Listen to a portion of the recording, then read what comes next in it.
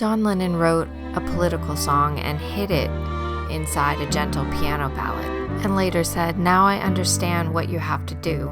Put your political message across with a little honey." Find the words. San Francisco has never been known for keeping its political views to itself.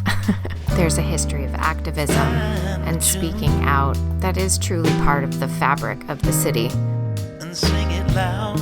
I think radical diversity is the reason why it vibrates with creativity. I don't think innovative thoughts or creative expression can be born without some of that electric tension. I spent my last few days in San Francisco with someone who understands that very well. Ivan may have left me the keys to his place and trusted me to keep his plants alive, but it was really hanging out with his mother that I cherished most.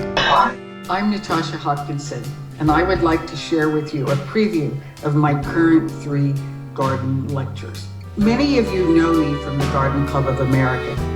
I've known Natasha since college, when she and her late husband Peter gave me a place to land in New York while I was working on Sex and the City.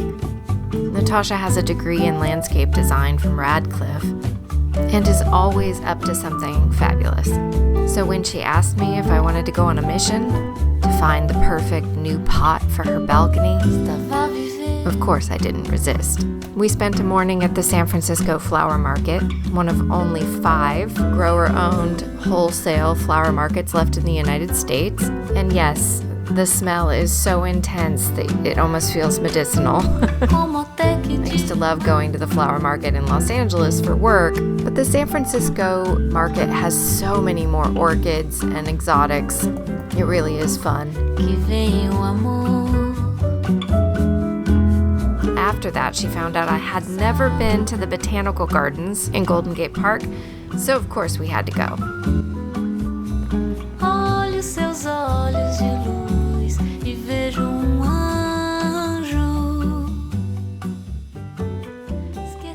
Natasha started looking for a very specific sword fern in the redwood grove, which I found funny because I had just been in the actual redwoods. Naturally, the thing that I was drawn to the most was the bookstore. Funny how you can find books everywhere, and yet people say they don't read anymore.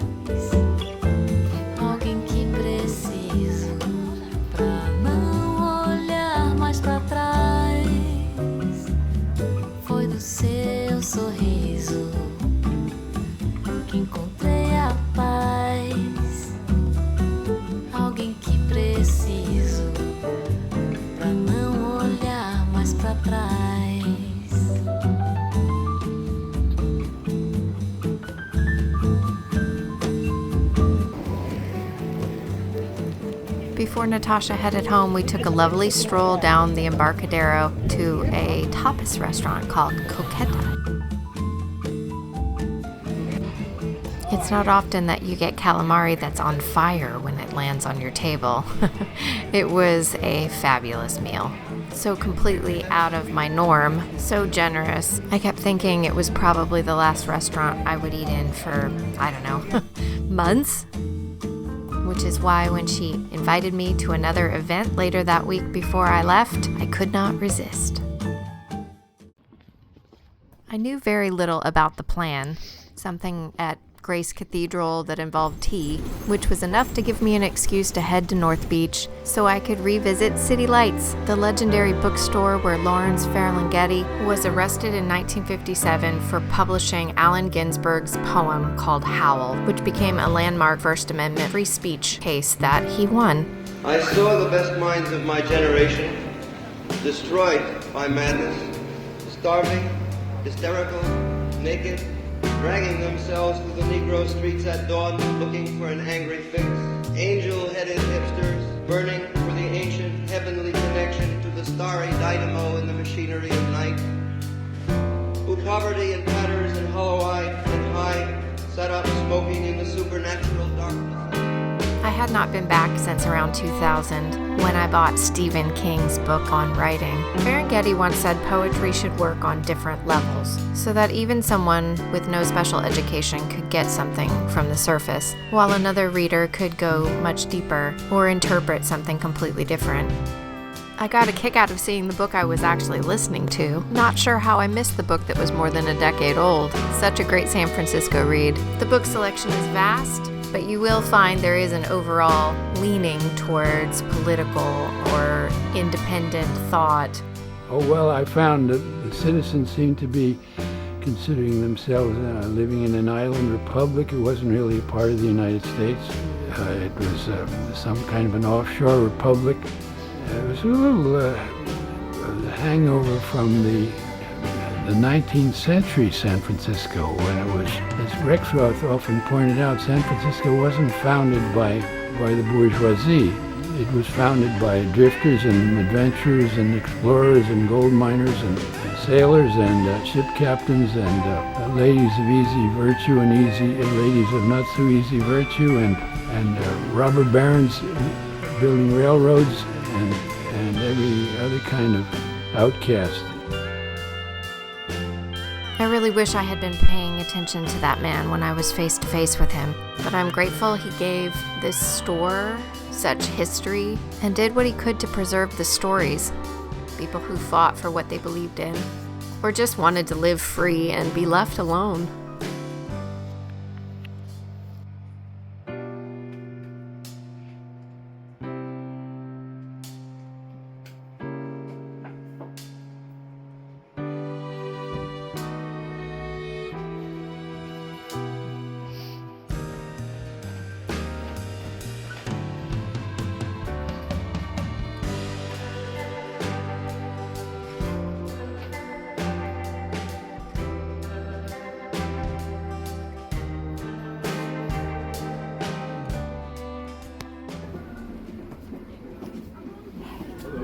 Do you know if you have the correspondent by Virginia Evans? No. I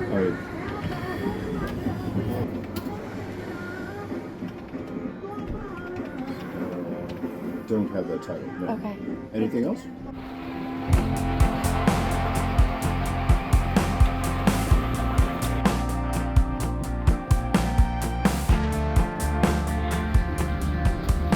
I never make it out of any bookstore without buying too much.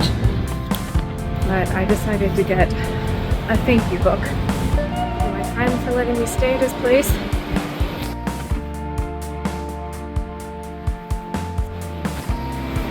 Seems like the best gift. And I was attracted to every single book that was yellow, maybe because I've been wearing a lot of yellow lately. I think he'll like it. Of course, he'll just like the octopus on the cover, but the actual book is good.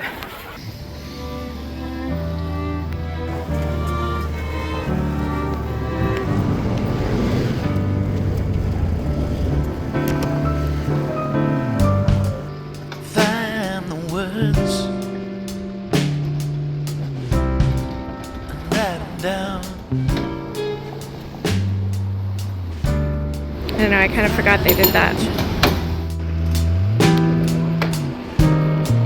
And sing it loud. And find someone who'll stick around. They're cute unless they're at your house, and then they're not so cute. Your glory bound. This artist did a lot of the murals around Chinatown. Okay. You can see it like Marshall. Okay. And then there's one of the drawing that Banksy. Oh yeah, Yeah, thank you. he did one of them on the commercial and Grant. Your day will come too. So hang in if you can. Just count the days until you found. Saddle up, your glory bound. Okay, so when you're listening to a book, walking around a city, when you get really, really into it, you end up 4 blocks, 5 blocks the wrong direction, which doesn't seem like a big deal unless the blocks are very steep. All good.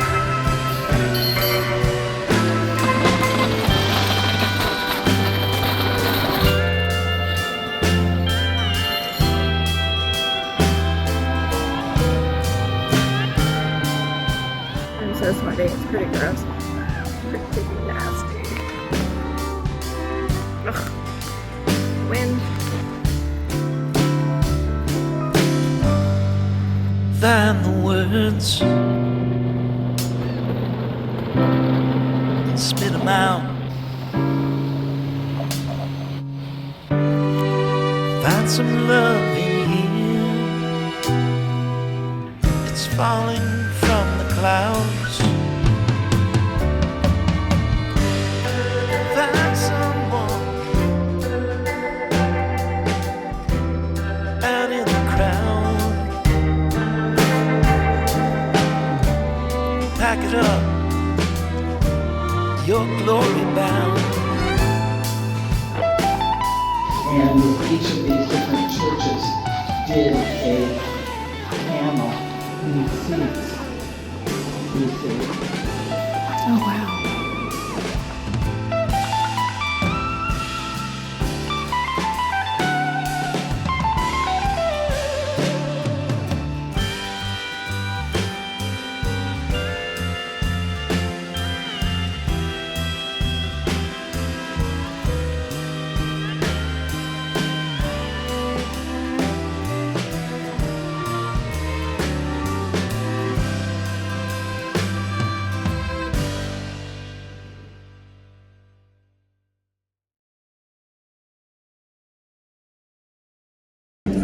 Happy to be in San Francisco. I'm very happy to see all you lovely people who have come out to join us. Two of my dear friends are about to start the labyrinth. Please, please, be my guest. The labyrinth is an ancient symbol of pilgrimage and reflection. It is not a maze with tricks or dead ends, but a single winding path leading to the center and back out again. Walking the labyrinth is a way to slow down, to listen inwardly and to reconnect with the peace already within us. We would also like to express our thanks to John Lennon and Yoko Ono for their timeless anthem to peace that triggered the conception of this event over 1 year ago. This project, the Imagine Project, was born out of that debt of gratitude, that the humble act of sharing a bowl of tea can awaken the same kind of empathy and presence that John Lennon sang about. I must thank Dr. Sen Genshitsu, the 15th generation Grandmaster of the Urasenke tradition of tea, from the bottom of my heart for his sincere and unwavering support these past 46 years. He came of age just as World War II was breaking out in Japan. At the young age of 20, he enrolled in the Imperial Japanese Navy and was chosen for an elite group of Navy pilots. These young men became the infamous kamikaze pilots. Despite the fact that he was fully prepared to die, this was not to be his fate. As his comrades took off on their final mission, his flight was suddenly canceled. And from that moment on, he vowed to dedicate his life not to death, but to peace, to live for all his brothers. Only 11 days have passed since Dr. Sen left this world. For many of us, the grief is still raw. The pain is still fresh. And yet, as we gather here in San Francisco, we also feel his presence.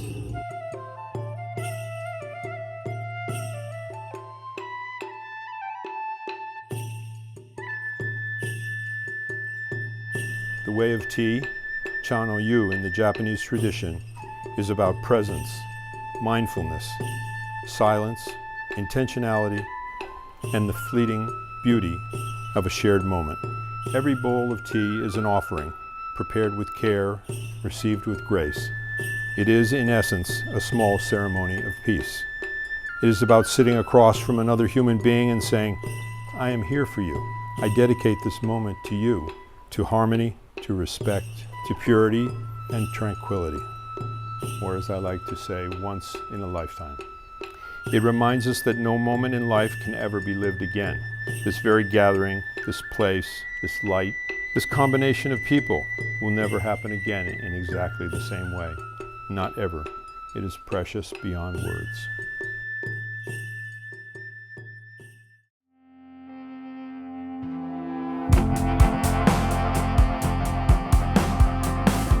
I am getting ready to drive across country for the first time ever, solo. What are people reading? What kind of stories are people craving?